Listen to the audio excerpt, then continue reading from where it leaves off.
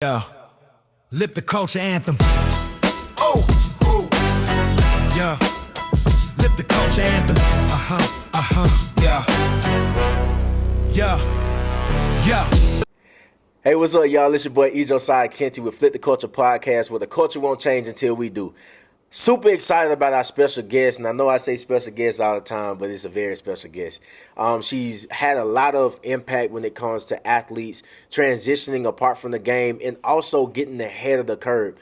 Because, inside of an athlete's developmental processes, we are entertained by a lot of their athletic ability, but how well does that athletic ability transfer into life? And a lot of times that crowd is not able to validate a lot of the transitional phases that this athlete has to go into. So thank you so much, Erika Perry, for being here. Thank you for what you're doing. Thank you for everybody, just the setup crew and all this. Thank you guys. Thank you. Yeah, we're going to get to it, man. And before we get into all the things that make Erika Perry, right? Yes. Let's go into just, your athletic journey. What got you into coaching? Like, how did that look like for you? Yeah, sports started off as my outlet for different things from mental, social, and sexual abuse that I was going on and challenging at home. And within my environment, and sports was just my outlet. Actually, a lot of people know that I played basketball, but soccer was actually my first love. Soccer was my first love. Wow. Ended up going, I know, right? I know. But I think with soccer, it taught so much of challenging yourself and being able to continue running was something that was huge because you never know when you're going to score, but you still got to keep going compared to any other sport. So that was a mental thing. But I attended Green Acres Middle School, and some people know Big Davis and Coach Davis. I was actually playing with the soccer ball after I transferred from that school, from Bush to that school, and he was like, "You doing that with a soccer ball? I need you to do it with a basketball." And I was like, "What?" And then they started seeing it, and I was like, "Wow!" I started coming to practice, and when I started coming to practice, I felt alive. Like I was going through so much at home, and people didn't know because I was this 8 honor roll student. Yes, ma'am, no, ma'am, because culturally that's how we're taught. But also culturally, I was taught what goes on in my house Stays in my house. Yep. Definitely in our house. So much was going on, and I was dealing with that. But when I got in that gym, it was like everybody loved me because I was doing something great. I was being seen. I was being noticed, and that led me to continue on into going into finishing high school, JUCO level, playing basketball, becoming an athlete. And then as I became an athlete in college, I just seen so much stuff that I struggled with also. It was like, okay, how can I help more athletes like me in the future? Just be able to talk about the issues because we really don't talk about the back end of what all we go through and sacrifice. Yeah. As an athlete. A lot of people we hear that, well, you decided to do it. Or you want to go in sports. Yes, I did, but also I'm still a student before an athlete. So the depression, that anxiety, the overwhelm, keeping up with your grades, it is so much on a young person that we really don't see.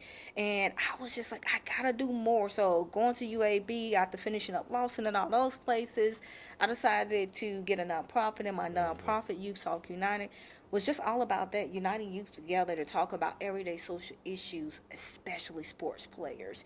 So when we got to that part of it, it also led to me coaching because I kept saying, I got to do more. Yeah. I'm always that person that goes back to my why, and my why has always been to be that person to someone that I wish was for me. And that's a coach in everything I do in every aspect of life. So that was my journey of getting out of a household where so many athletes are doing that, struggling in a household where so much is going on, and finding a place in love with something outside of their family. That led me to being a coach from there. Yeah. Now, I got a tough question, and the reason why I say it's a tough question because I never asked it before and it popped up in my head. I don't even know if I have the answer for it, but when you said that, student first, athlete second, Yes. right? And I know that it was a lot of conflicting views growing up when it came to that because especially when I got to college, playing at a D1 level, the coach knew that one thing he had me on is that I would not have been at that university if I did not play football. So it was ingrained inside of us that, you're an athlete student. Yeah. It was never said verbally like that, but it's like, hey, you wouldn't be here had it not been for this. You can get the education anywhere. But to play football here, you need to take pride in it, right? So it's okay. I know I still need to excel in the classroom, but I'm here because football afforded me the opportunity to keep on playing, right? So that went into my decision making process on furthering my education from a higher learning, right? So my question to you is how, when that athlete does transition to play at that next level and they know they wouldn't be in this position had it not been for that particular sport, how can they view it from a healthy standpoint of saying, I know I'm here to excel in this, but I also have these different responsibilities too? Definitely a great question. And before the athlete can I go to, I think schools and universities need more Let's do it. education when it comes to the coaches. Okay. So the coaches need to be more aware of what they say and even their actual emotional of what they present to student athletes and letting them know you are a student athlete first. I think so many times, as we talked kind of earlier, that these coaches are running off a paycheck themselves, that they don't know how to communicate with you guys that you're human first. You don't become human first when you're an athlete until you get in trouble. And then it's, oh yeah, he was a student and he an athlete. But why not be all of that before anything may happen? So I think the biggest thing is we have to educate these coaches and these organizations more to see that, which is going to be even heavier now with this NIL transfer portal and all that, because everything is seen as a dollar sign. If we stop seeing these kids as a dollar sign and, like you said, as a soul that we're helping, we will see it different. And then also the next will go to actually that student, a student athlete, and I go back to me, what is your why? You got to know your why. That even when somebody tell you you are only an athlete, you should know I'm more than that. I am that king. I am that queen. I am educated. I do have other things. And I am big on creative arts too. Another thing that set me different in the work that I do, I'm big on creative arts. I actually also have a coloring book for female athletes where I allow them, when I'm working with them in team sports, to actually color and think. Because I want them to be creative, to know that I got something else I can do outside of sports. And I know I'm a big havoc on LeBron. He is one of mine. Say what y'all want to say. Okay. Clock it. But I'm big on actually when I'm working with athletes too and say, look at LeBron. We had that big old thing when she was telling him he's just shut up and dribble. That shut up and dribble made him dig deeper into his why. And he got even more endorsements and brands. He has a whole school. He has a whole actually housing for people. He has all these different things because he knew his why. His why was, I'm going to play sports for so long. But what else I got to do? So I would say to those athletes out there that are feeling like only sports got me here, you got to know your why. And I always have another plan aside of what you do. Yes, I heard some people say A, B, C, D, or F. Have your plan and have that plan lead to other plans. So if you know you're doing football, how can you flip football? So whenever that coach or somebody come to you and say, you know what, you only here for this, that's what you think. But I still got a whole nother plan. So I say going to college now already, or going to that high school already thinking is not I am only playing sports, but this sports is actually a vehicle for me to get everything else. I'm glad you said that because I don't believe in the logic of plan Bs, right? I'm glad you put it in the way of you have a plan and it funnels into another, right? And that's one thing that I did in college, right? My scholarship was trying to be taken by the coaches, but the university acknowledged the work that I was doing on campus. They said, man, we see all the things that you're doing. We want to continue to have you on scholarship because you will be a bigger loss as a student than you would an athlete, right? So I had an additional 2.5 more years left, and they paid for it in full. So, like, my thing is, okay, that's a divine intervention moment, right? And I knew I was always more than an athlete. I just had to take advantage of my influence that being an athlete brought to me. So I knew that people would come to me because I was a football player. I would have certain people's ear because I had this jersey on. But it's like, man, I'm going to have to take this jersey off one day. Right. But I'm going to always have my last name attached to my signature. Right? So I'm the biggest brand that I would ever be able to put on. So with these athletes, you know, and you had an ebook come out, right? And it's called the Burnout Prevention Playbook. Yes. It's resonated with a lot of people, and I want to know what got you into writing an ebook. Burnout myself. Burnout, and I think as adults, as coaches, or as sports leaders, we don't want to talk about that we have losses too. We don't want to talk about that we have challenges as adult also. And that burnout became really, I knew it as a young adult and a student athlete, but really as an adult. When I really came to that, I was like, man, I'm really burnt out. especially coaching within the city for over 10 and a half years and doing things. And it was always be behind pins and needles, making sure that I'm available for people, making sure that my energy is not wasted on me, but it's wasted on other people, which is crazy because I want to make sure they're significant. So I start losing myself in it. And then when I start looking at it, I start looking at some of the athletes that I was coaching, and they'll come to practice. I'm like, hey, what's going on? Coach, I'm tired. And what you did today? Well, I had to do this at school. The teacher asked me to do this because I play sports, which is okay because, like you said, you got to use your influence. But still, as a student, you got to be able to say no at some point. Yeah. So that burnout prevention started with small strategies of what I start off with: inner work.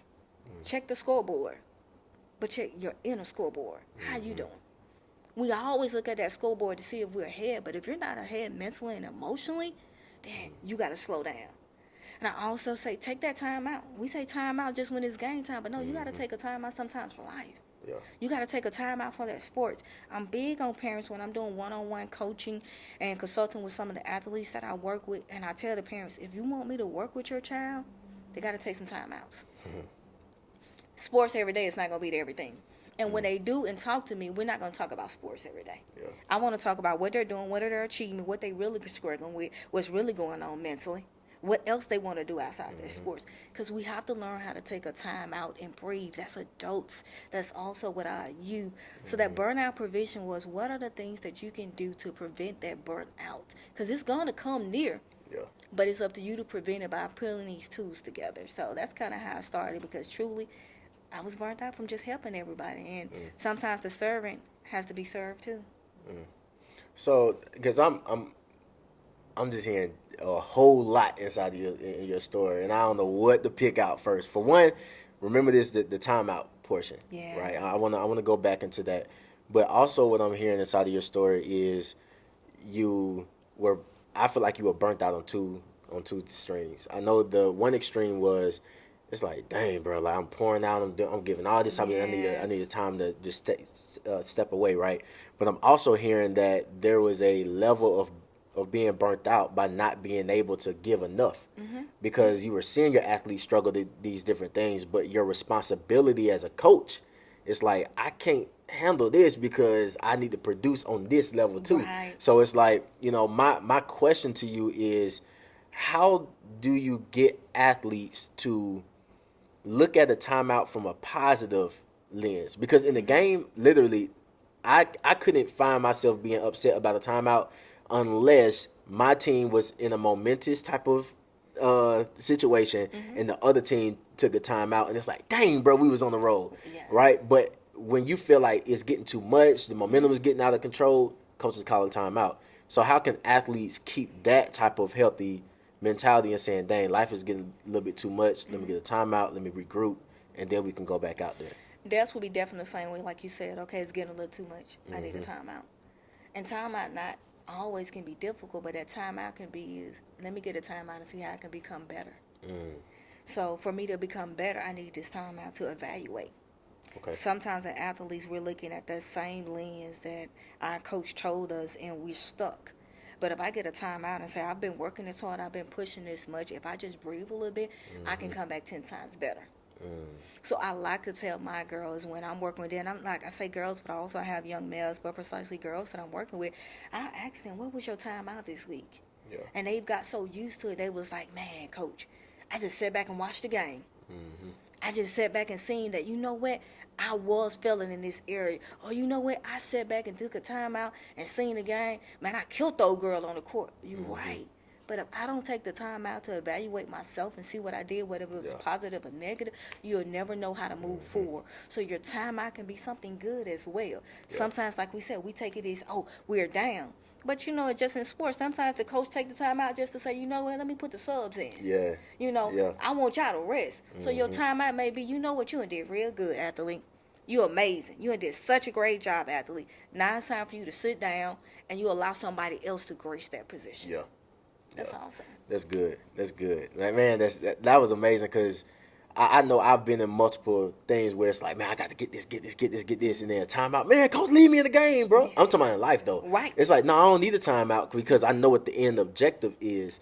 And I'm glad that you said that, because I'm also getting from that, you need a game plan in order to use your timeout effectively. Because a timeout doesn't mean that you just concede, you leave the game, and then you just go eat potato chips in the stands and stuff. Like, you're still in the game. There's still time left on the clock. And it's like, hey, while I have this time, what can we do to set you up to still get to your end goal? Yes. So that's dope. To continue to go That's on. dope. Yes, that timeout is so valuable. And again, it's just strategies that we don't think about because everything we've seen in life have kind of been portrayed in some form of negative. So we want to have those. So in today's fast-paced culture, like we like this, and Birmingham wouldn't be considered a fast-paced. But when I went off to college and I was out there with them deer and squirrels, I said, "Hey, Birmingham a fast city." Everybody be like, "Magic City." Be Hey, like, "What?" Man, but just how we look at culture today and how everybody's looking for the next thing, right? Burnout is almost become this normalized thing. It's like, man, you hear the motivational people talking like, yeah, while you're asleep, they're working. And they have all these different, frameworks to be successful, but it's not in alignment with what you're talking about, which is burnout prevention. So what practical tools or frameworks do you teach that help leaders and everyday people disrupt that unhealthy cycle? My biggest thing that I study on is emotion intelligence. I'm a big advocate of emotion intelligence. I feel like that is something that we really lack in society and our community, but more importantly in sports. So I have a formula called Rewire Method. Again, it's Rewire Method, and Rewire Method is all pillars of emotional intelligence of think, feel, and lead. And I walk all my clients through this and students through this of emotionally think, why I'm in this position, what's going on. After they start thinking about everything around this situation or this problem, then let's feel these emotions. Why are you mad? Why are you angry? Why are you not succeeding? We just thought about everything that was going on. Now, how can we lead this different? Because what we got to start always with our athletes, position them as leaders early. So how can you lead this situation different? You're not getting playing time. So I'm thinking I ain't getting playing time. They ain't finna keep me in the game. Now you start feeling, what's your feeling? I'm emotional. I'm angry. I'm mad. But it's allowed to them to express that. Because if they don't express it, that burnout is going to be there. So you're going to express all your feelings with me. We're going to talk about all these feelings. Because now that you're expressing them openly in your journal, again, I'm big on journaling too. I also have another journal book that's going to be coming out soon. But journaling is a huge thing with athletes. That's why I say I'm kind of different from most because I'm not setting up just the success of an athlete. I'm setting up the success of a human. Right. So with journaling, I have them to journal too. Journal these things down. How are you feeling? Because now you know how to express yourself as an adult, especially young males. Because the biggest thing we teach males is be quiet, don't say that. Then we get in relationships. Why you ain't talking? He's so quiet. He won't tell me about his feelings. Because doing the whole life in sports and everything else, we ain't told you, oh, shut up, toughen up, don't talk about your emotions. No, we're going to talk about those emotions because once you talk about them, and now we can effectively lead those emotions. So that is one of my methods of thinking about what's going on, thinking about the situations, your environments. After you think about these things, feel these emotions. It's okay to feel these and express them. And then now, how are we going to lead these emotions in a different way? So, and kind of short, that's what I... That's good. So this, because we may have some listeners that's like, or viewers, it's like, okay, I hear what you're talking about, but like, how is this actually put into like practice? So I got a scenario for you. So you just say you got an athlete, you coaching an athlete, and I'm talking about life coaching the athlete, right? You got an athlete and they're playing basketball and they are exceptional with scoring. Like they bona fide score, but they also have like this part of their game where they can dish out some good assists, right? They're a good passer as well, but nothing's falling in the game. It's like, dang, like, and this athlete is down. Like they're down, the team is down, but you have some other people that's capable of scoring as well. So how can you get in the mindset of this particular athlete that's like, man, like, I feel burnt out from this game. I'm not myself, but they also have other components that they can focus on just because something else isn't falling. Like, how can you get them to start looking at real life scenarios where that may show back up? How can you get them in that mind frame? The first thing, like, especially, like, so say if I was talking to you, the first thing I would do is ask you, think about why are you playing? All right, let's do it. Let's role play real quick. Yeah. All right. I'm the athlete. All Yeah. right, let's do it. Okay. So why are you playing? I feel like, man, I want to buy my mom a house one day, man. Like, I just seen her struggle, and I just want her to, like, not struggle no more. And I know my athletic ability will be able to afford that for my family. So your thought process of what you're thinking is you're playing sports because what I'm hearing, you want to be able to buy your mom a house. Yeah. And you want to be able to go from there. We're gonna get back to the role playing, but I still got to put this right in here. Okay, The first thing I want to say, student athlete, if you're looking or you're listening to this, the first thing he said to his mom, if you ever focus your why on somebody else, you will never get to ultimate where God wanted you to be. Because your why is for you. He's going to adapt you and make sure you pursue the goals that you want.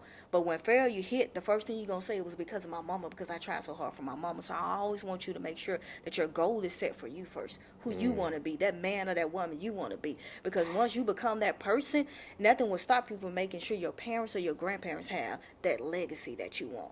But we get so caught up in those emotions that I want my mom and I want my dad out the hood. And then when it don't happen, you become that depressed or overwhelmed person because you felt like everything I did was for them. And some of it become resentment for some kids too as well.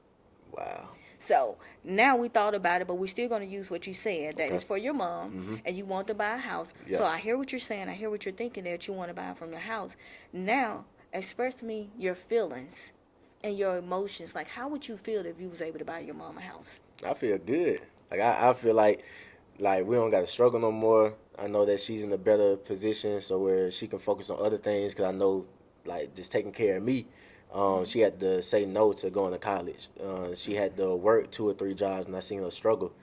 So just with me, I feel like I'll be paying her back by giving her the type of lifestyle that she had worked for so many years, but she had to sacrifice a lot.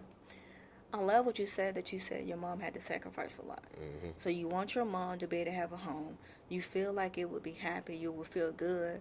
So if we're thinking about those things and we're talking about leading, wouldn't you think it's okay to sacrifice some of your time to make sure the players on your team are successful to help you be successful? Because your I ain't mom never think about it sacrificed for like you, that. right? Yeah.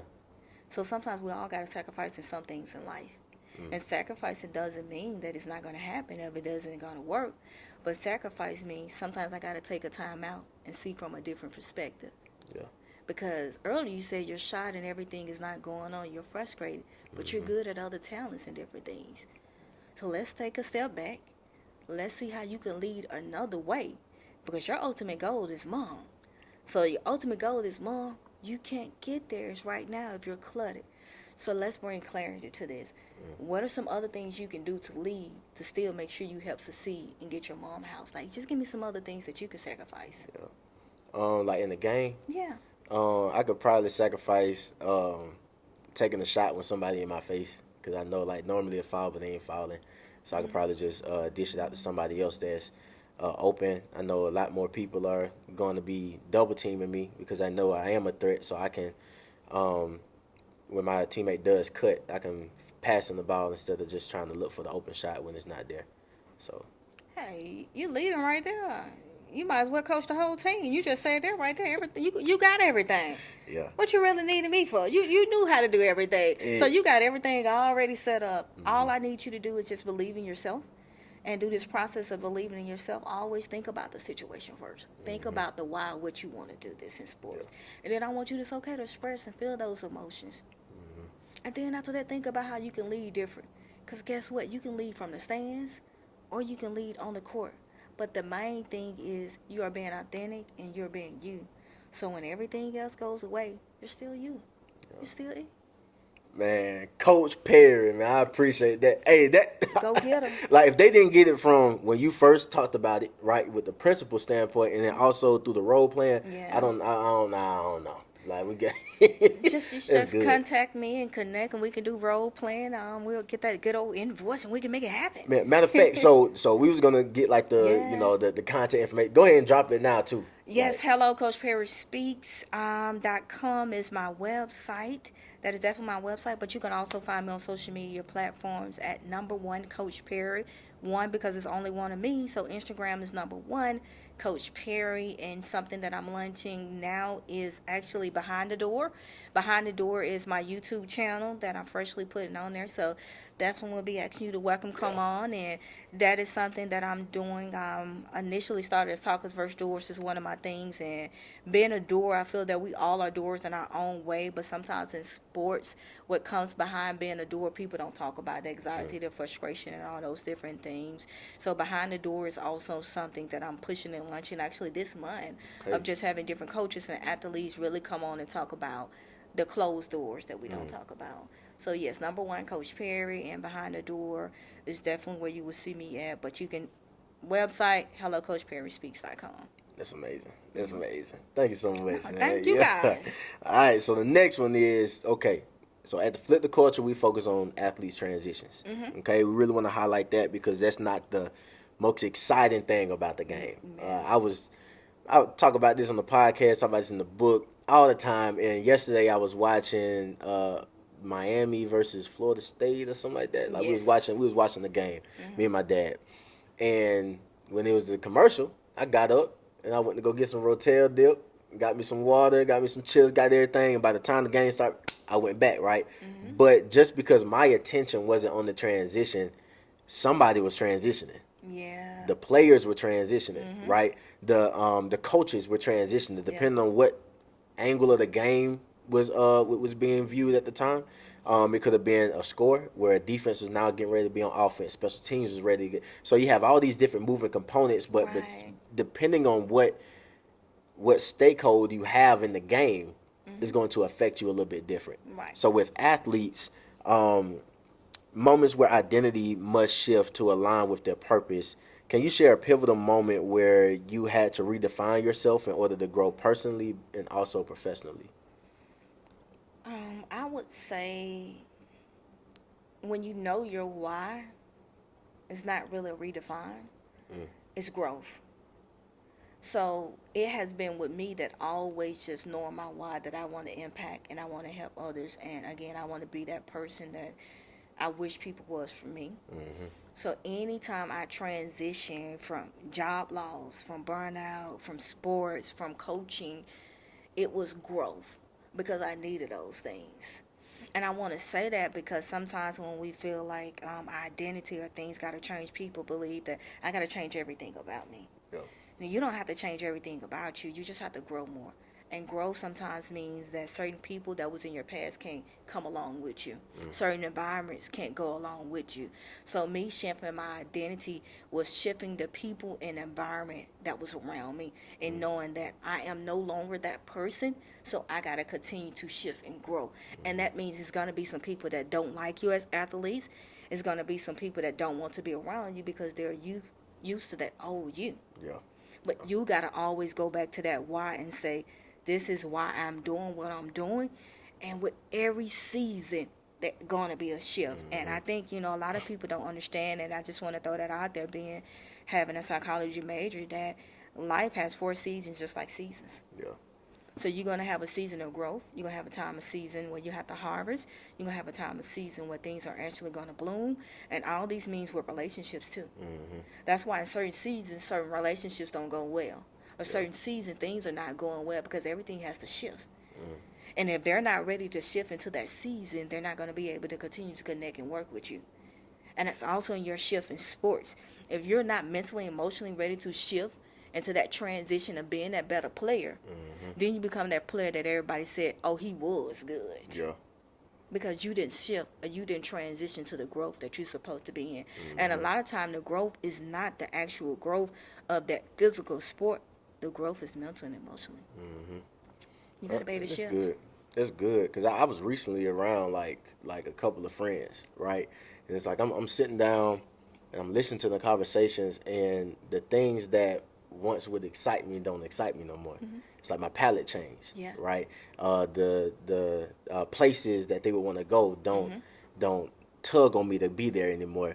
And then also just where the conversations go. Like whenever, let's say if I were to come around, they'd be like, oh yeah, he don't got time for us no more, or you did this and this and this and this. And I'm like, yo, like, I don't got no hair, you know what I'm saying? But I can't let my hair down, man. Right. We don't got to talk about all that. I just can't be present.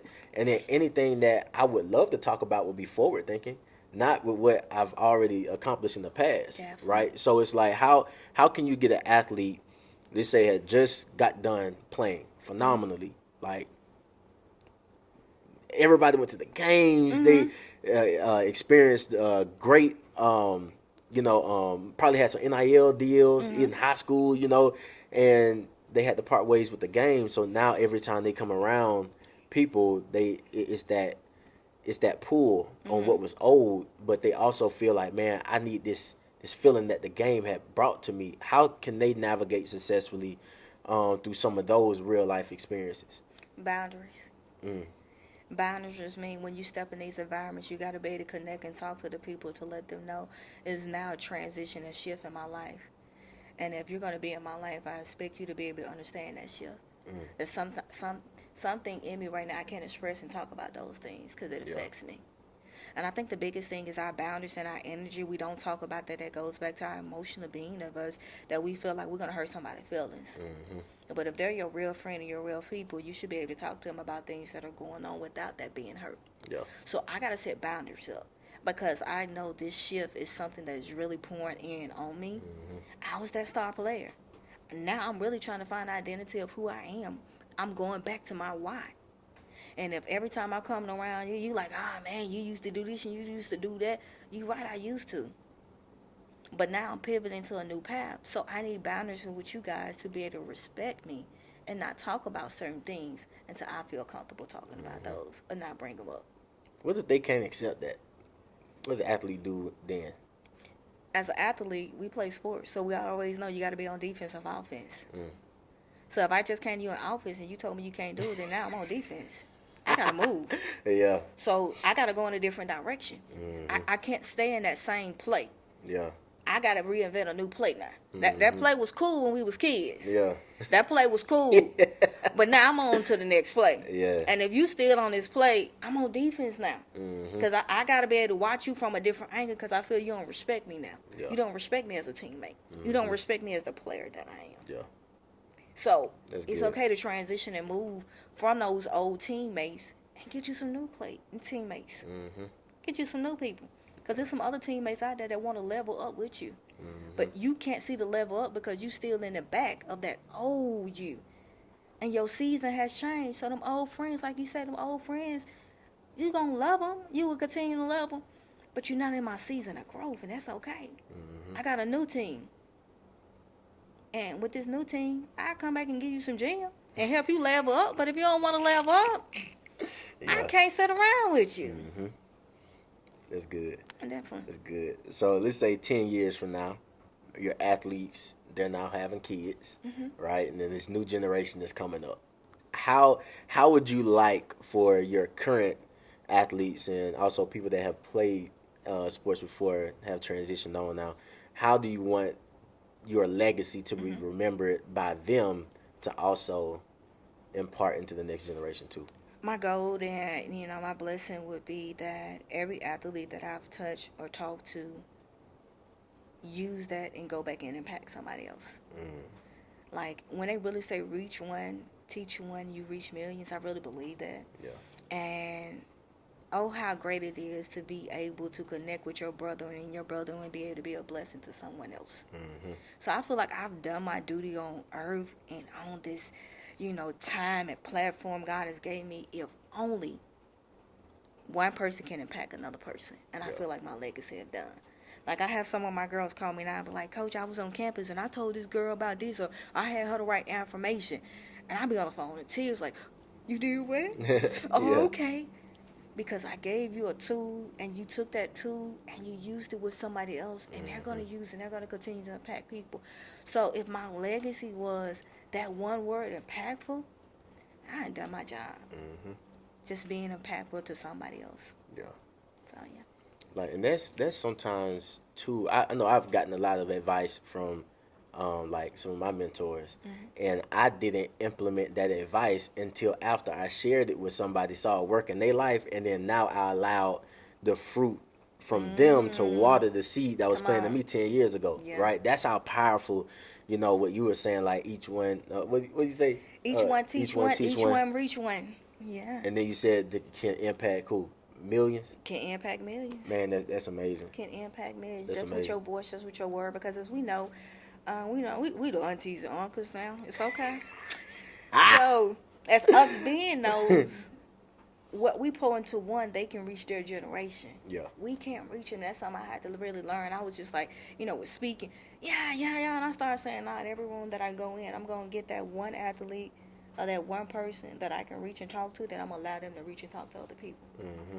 Because I can only say much, but if you get that 1 or 2 kids that actually resonate with you, they're going to go back and they're going to say everything you said in their way. Facts. So it's about reaching those youth and allowing them to reach. We can't reach everybody. We need to stop thinking as adults you can reach everybody. Mm-hmm. No, let me reach that one youth and allow that youth to impact their youth and their peers. And, it will continue to go. That's amazing. I appreciate you for making it simple and plain. Because I know we were talking like beforehand, right? Somebody may not look at the ebook. Somebody may not look at overtime. Somebody may not set up a consultation, right? But I know as athletes, sometimes we need to hear something that was poured into us 10 years ago, but now it's coming back up again. It's like, dang, matter of fact, I got everything inside of me, right? But I also, for an athlete too, there's certain transitions that you will go into that you need a coach. Yeah. Everything in life isn't about, okay, I see them do that drill, I can do it too. Nah, like you need knowledge, you need wisdom now, because we live in a world now where there's so much misinformation, and then that's glorified just because it sounds good, but it's no substance. I'm very, how some people be like, man, I just got a whole lot on my chest, man. They just want to, but you got a whole lot on your chest, but you never let it get in your chest. Like you never let it get inside of you and pierce you first. So now everything that's pouring out of you is being tested, it's being tried, right? And now on another level of influence, you have wisdom that can penetrate the next person's situation. Right. But we don't live in that day and age now where it's glorified. So I appreciate your life story. And your life transitions where you're able to speak on it and you created your own life's work on it. And the things that you're talking about, it's not something that you've heard. It's not something that you saw. Living through it. You living through it every day. Living through it, working through it every day. Mm-hmm. And it's constantly transitioning. Like you said, we think transition is just certain pieces of our life, but transition is every day we're transitioning to a better person. Mm-hmm. Every day we're transitioning to a better athlete, a better mate. So you're always doing so. Anytime you pick up a book and read, you've got more knowledge to transition to the next person on it. So that's just my huge thing of transition. And transition means always checking in on you, making sure you're okay, so you can reach to that next level. So you got a phenomenal platform. Mm-hmm. You got phenomenal things going on. But have you checked on you today? I do always. Yeah. You got it on that. Yeah. Yes, most definitely. And that is one of my biggest platforms, especially to first sports leaders and also athletes, is have you checked on you today? I actually open up sometimes with a lot of my actual consultations and speaking engagements on that. And I think because we forget to ask ourselves that. Mm-hmm. We forget to say how we are feeling. So, yes, I checked in on me. Actually, one of the routines that I put in my life now, that it is a must every day that I take 15 minutes just to take in and breathe. That's not just a prayer, the first thing that I do when I wake up. But in the middle of the day, just take 15 minutes just to say, Erika, how are you feeling? How are you doing? Yeah. And it's taking time, and it's going to be continued work, and I want it to grow in more time. But I actually take that time just to check in on me. I don't check in on nobody else. I just check in on me. I'm not worried about that, because I did so much of that it overwhelmed me. So it's just taking that time and just journaling, or just taking that time, just sitting there with my coffee and just saying, girl, you bad. Girl, you good. Yeah. You the one. Yeah. You got this. Mm-hmm. And hyping myself. And when they hype me up, I hype me up. Mm-hmm. I goes in of just taking in and hyping myself up. And I tell you guys, especially athletes, it will change so much when you're able to hype yourself up without your teammates or coaches telling you how you doing. No, I know I'm doing good today. I know I'm bad. Period. That's good. Because, if you don't hype yourself up, you'll just be waiting on the next person. And it's not the same in sports, right? You can get immediate appraisal. Mm-hmm. Like, you make a good tackle, you can expect somebody to be like, oh, yeah. Or you can make a layup. Woo! Depending on what side, it's always What depending side, on what yes. side of the momentum you on. Because if you down by like 50 and you make a big hit, bro, folks gonna be like, man, go on, let's go. You still should did that down, earlier. right? But let's talk about that though. Like, so you know, we live a life of momentum. You can have everything going full speed, and you're like, man, you know, things are going great, and it's like it's easy to celebrate those wins, but when the momentum is on the other side of you, and it's like, dang, life is hard. You may do something good, but it's like, man, look at this scoreboard, bro. I'm still down. So you said that one of the things that you do to help your like mindset about yourself is that you encourage yourself. Yeah. So on the days where the momentum may not be in your favor, how does that look on the encouragement side of things? I still speak and affirm myself. And that's one of the biggest thing, mindset shift, affirmation book that I'm coming out with, that you still got to speak into yourself even when it's down. And I say that because we're so good at speaking greatness when we're doing great. Yeah, yeah, But what when things not going well? How do you speak to yourself? That shows the character and who you truly believe. If I only speak greatness on myself when I'm doing good or I'm getting an award, then I'm actually looking towards the crowd for validation. yeah, I got to get validation into me. So I got to speak me and speaking to myself. And I'm so transparent and real. I'm actually going through a challenging situation where I did some work with someone doing some speaking, and I haven't received a check, okay?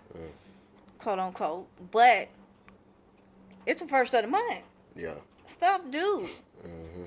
But instead of me just overwhelming, I've thought about it, but I also inform myself, I'm going to get that double fold. yeah, Because I know I did a great job. I know I helped out. So the momentum is not up because I know I don't have it in my hand, but the blessing is already out there. And I got to look at that and encourage myself that every time a loss happens, that means it's double blessings that are coming. yeah, Stop focusing on that one thing that is not happening now. I'm always thinking, what is the next blessing? Because I'm always sowing seeds. This right here, I just sowed a seed of coming in here and being able to talk and spread the word. So even if I don't get that money, the seed that I'm sowing here is going to be a blessing to somebody else that is going to bless me or bless my children. So I'm just affirming and I'm dancing and I'm singing, saying what I don't have now, God, you already gave it to me twofold. yeah, And so that's affirming yourself every day, regardless when stuff ain't going right. Oh, I ain't getting the game. Okay, but what did you learn from the game? I learned how to be a better leader. I learned how to be a better teammate. I learned how to speak more. I learned how to encourage my other teammates. So even when it's not going right, see something good out the bad situation. We always see bad out of bad. But what I can see out this situation that I can say, you know what, it didn't work, but I learned this. So what are you learning? yeah, Every time you learn something, you need to be congratulating yourself or affirming yourself for learning. So that's me with momentum. I'm always seeing what else I can learn. And I definitely learned something amazing about that person. I learned something amazing about that individual. But I learned something more about my business. And I learned something more about myself, that as I transition, people are transitioning to test you too. So I got to be willing to actually have on my armor. yeah, And understand that just because I'm passionate and I want to impact, I can't impact everybody. There is more people I got to say no to. And be okay with saying no to. yeah, But if I didn't go through that bad moment, I would not have learned. So everything I do, I always say what I'm learning from. Yeah. So I'm happy now. I'm dancing. I'm excited because that person had a long list of stuff we wanted me to do. I cancel that off my list now. Yeah. That's more energy and more time for me. So. And that's good too, because I think that goes into a little bit about what you talked about, the athlete learning about what side of the ball you need to be on. So it's like, okay, your offense is team working on this set objective. Now it's like, okay, I see how you're moving, right? And then also, let's say you got a game where somebody in the same conference or in the same region, right, and they have the same style of play. Right. Now you're able to see another opportunity that may be coming. It's like, bro, I done seen this before. Now I'm not gonna write you off, Yeah. but I'd be an idiot Yeah. not to acknowledge that what you just showed me is what popped up on this other team that came up. So now as I move forward, I'm able to have different schemes in place to be able to protect what I'm what my objective and my goals Right. are. So that's amazing. As we go to athletes, you have to have a play for everything in life. Because if we look at life like an athlete, and a lot of young athletes look at life like a game, every quarter, each team is gearing up for a win. That means they're changing their scheme. So what plays are you changing to make sure you're going to be successful in that game?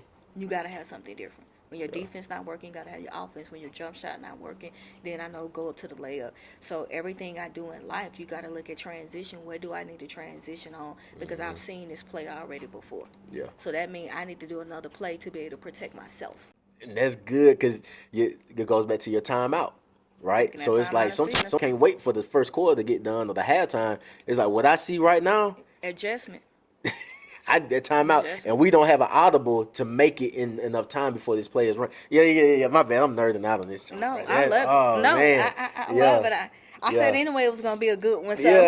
Yeah. But it's like life should be fun with the transition. Yeah. Like you saw how I just lit up, and I'm like, wow, like I've seen this in the game, and now that I'm able to see it in life, I feel as prepared as I would have not been if my mind didn't shift. Right. Like you said, like it's the shifting of your viewpoints on life, and I'm an athlete forever. Like you an Always. athlete forever. Like it's certain Forever. things that's gonna trigger you in life. It's like, man, bro, this don't got nothing on that workout that I Man, you did. know how many back. suicides I did? Man, You know how many stadiums I ran? Yeah. Oh, this is nothing. Like- Give me something else. It's a hill on 280, and my trainer, Coach Otis Leverett, we used to go out there on 280. It was a place called Sports Blast. It's no longer there anymore, but he called it Killjoy. Now, at first, I mean, okay, it's called Killjoy. About 4 years ago, I realized that name was called Kill Your Joy. Like that hill was meant to kill your joy, right? Wow. So every day we'll go up that hill going up and down, up and down. Then one day he'll be like, all right, find somebody around your weight class. And we had to carry them up the hill. Then we'll carry them back down. Then we'll switch each other back, carry. And then we had like 50 some. It was like crazy type stuff, right? And whenever life gets hard, it's like, dang, if I got to carry something for somebody else, man, I done been up that hill already, right? Now, granted, that's like 20 years ago. 15 Right. years. No, not 20, bro. I'm tripping. It's okay. Because to that would have been like, I age. was being 7. It's No, I'm 27. I'm 27. Okay. So, I mean, I've been 7 years old. So, this is say like 15 years ago. Yeah, like 15 years ago. But that pain, that sweat equity that I put in, that strain that I put on my muscles, my body still respects that as Right. work that would show up even now and today. So But as yeah. we talk about prevention, to put that in, because I don't want our athletes to miss anything. I heard what you said, that you guys switch, though. You carry somebody, then somebody carry you. Ooh, yeah. That's the point, that you can't carry it all the time on your own. So you got to be able to have people around you that don't mind carrying your weight. Yeah. If you got friends and teammates that you always carry, you got to think about that shift in your season. Because somebody got to pick you up as well. Yeah. When you get to that bottom, it's going to be some times that you can barely move or walk because you can carry so much. You can put so much on your back helping by everybody else. But you got to be able to have somebody to carry and help you as well. Yeah. And I'm glad you even pointed that out inside of just the analogy, because we can take the most extreme thing and then just forget about the healing that's also inside of that story. And one thing that I challenged people during my TEDx Alabaster talk was that whenever you encounter an athlete that has transitioned from the game, your question shouldn't be what's next. It should be, what do you most miss about the game? And I feel like that allows athletes to reflect on some of the things that made them cry, some of the things that gave them a smile, some of those things, right? So, like, talk to me a little bit about that. Like, how can an athlete even actively, if nobody asked them the question, how can they go back to a healthy way to reflect their journey through sports? I love that you said that, because it goes back to my formula of the think, feel, and lead. Of going back and thinking what was the most important things, what you love about it, what gave you life. Express those emotions, why it gave you life. And now how can you do that in the life that you have now? Yeah. So it's just that, going back and expression, because like you said, we're athletes. Do in and out. Yeah. It ain't gonna change. We always got some athlete stories that we can tell and we can say. So it's always reflecting back of how has that athlete help you become the person that you are, what you loved, and what you gained from it. And how can that love pour out to other things that you do? Right. Because if you gave that 6 o'clock in the morning, weights and all that to that game, man, what you can do to your business. Mm-hmm. Man, what you can do to buy mama the house. Yeah. What you can do and all that other stuff. Again, I always go back to LeBron James. Y'all can hate it or love it, but the dynasty this man has built and what he's building over his sacrifice, because that was just his thing too. I wanted something from my mom.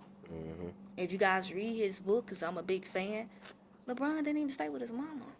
He was back and forth with coaches. He said the biggest moments he remember growing up in life was always having his lunchbox in his book bag, traveling from house to house with his mom. Because his mom didn't have a stable place for him. But once he understood that and he got joy out of playing basketball, he said, I want joy in everything that I do. That's why when he go back to the school, that's why when he go to those houses that he have, you see him smiling and excited because it's like basketball to him. He said, every time I'm going into these environments where I built this for these kids, it's like me starting basketball all over again. He said, because it's a new joy. Yeah. And we know in sports, it's a new love for us every time we find something different. So going back and reminiscing, why are you doing this? When did you find that love? Why did you find that love? And how that love is making you feel at this time. And allow that love to breathe so many different great things. Yeah. Reminiscing. Yeah. That's good. Is there anything else that you would like to share with the viewers, or any words of encouragement, advice, anything else? Thank you so much for this. I thank you guys. My biggest thing is check on you. Check on you today. Check on you every day. When you take out the time to fill your cup, you're able to abundantly flow into other people. But if you're not checking on you and you're just worrying about everybody else and what they're doing, you're going to get overwhelmed. You're going to get burned out. So my advice is to start with you. Start with that inner work. I promise you, once you are good and great at what you do, because you're checking on you, everybody else will see it. And matter of fact, you're going to become that magnet if everybody else want to check on them to make them great, because you're setting the standard and you're setting the stone. So as an athlete and just a sports culture, I want you to adopt that culture of understanding your health, your mental wellness becomes before that sport. So that's my biggest thing, of just checking on you. I can't put that much of just check in and take that time out for you. All right, one more time. How can people get in contact with you? If you're checking in on Instagram, #1, Coach Perry, because it's only one of me. Also, if you go on my website, CoachPerrySpeaks.com, or you can email me at hello@CoachPerrySpeaks.com. Looking forward to connecting, talking. If you have any engagements or anything, please don't hesitate to contact me. And I would love to just continue to explore more with more people just doing this. Perfect. So, yes. Perfect. We'll definitely have to collab on some things, Oh, because yes. my biggest thing is, man, the problem is way too big. For one Like person. for one person, that like is way too big, man. Like my story is only one. It don't even tip the iceberg of what some of these other athletes deal with. Just like in the women's space, right? Like I know a lot of all women won't be able to identify with everything the game had brought to me, right? Even some men. Like it's like some things I won't be able to specialize in, especially when you said that, like the emotional intelligence. Like a lot of my focus isn't that. Like my focus more so is the psychological frameworks. But if you put that on top of the emotional intelligence, and that athlete gets both services, is you're creating a, dang, I don't want to say monster, but a monster. Like It is a monster, and that's why we got to yeah. work together and be okay with not saying that I need everything, but if we get everything, we will have it all. Facts. Like, you got to get people to work together. I'm going back again. My boy LeBron, he started off with all his high school friends, and they built a dynasty because no one wanted to say I, they wanted to say we. Yeah. So we can collab and put what we got together and make even greater individuals, then we are doing our due diligence as an athlete. So that's that. You know, like you said, we're gonna collab together. Most definitely, y'all heard it here. So just in case you try to run, Nah, y'all man. know. And one more thing too, I want to say to especially my male athletes, Black Male Summit is coming up. Yeah. It's coming up next. I am on the board, so excited. That's how I was able to meet you guys' beautiful faces. So make sure our males, athletes, and our coaches, because we had that the last 2 years where y'all talking about y'all had stuff to do. Set aside and make sure that y'all are helping raise young men on these courts. Bring them to the Black Male Summit. It is free. So there's no reason why. Now I'm going to the coaching aspect. It is no reason why that we do not have every high school and middle school of kids that are there. Our Black males, we need you. We want you guys. And guess what? It's more than just being a student athlete. It's been an actual young man. So make sure y'all show the Black Male Summit for y'all. See, because you done got me on the soapbox. So I mean, you stay on the soapbox. Like, how can people get in contact with the Black Male Summit if they want to get involved, they want to be a vendor? I'm just on the board. I just take a lot of leadership, as they said. But Darren Forte, you can check him out on Instagram. Black Male Summit also now has a website, so you guys can do that. He will be rolling out more stuff. I do know the Instagram page is loaded. He's always checking DMs. But I've just been blessed because my thing, again, is to impact millions and not just impact my small group. So I started volunteering. Now I'm one of the lead people on the board, and I love it because it's just not about the females, about the males too as well. So please, you guys, connect. We are looking for more volunteers. We definitely need that. And more speakers too, and more speakers that really want to tell their story and be true to these young males so they can really grow from there. So Black Male Summit, you have it on the website, Instagram, reach out. Please shout out where you heard the information from. We definitely give you a connect within 24 hours from that aspect. Just make sure it's the Birmingham Black Male Summit. It's the Birmingham. Yeah, Birmingham Black Male Summit, yes. Yeah, don't go to Atlanta and be like, hey, I'm looking for Erika Perry. We in Birmingham. Birmingham, yes. Yeah. All right. Thank y'all so much for tapping in for this episode of Flip the Culture, where the culture won't change until we do. We're going to see y'all next time. Love y'all, and we out of here. Yeah. Lip the culture anthem.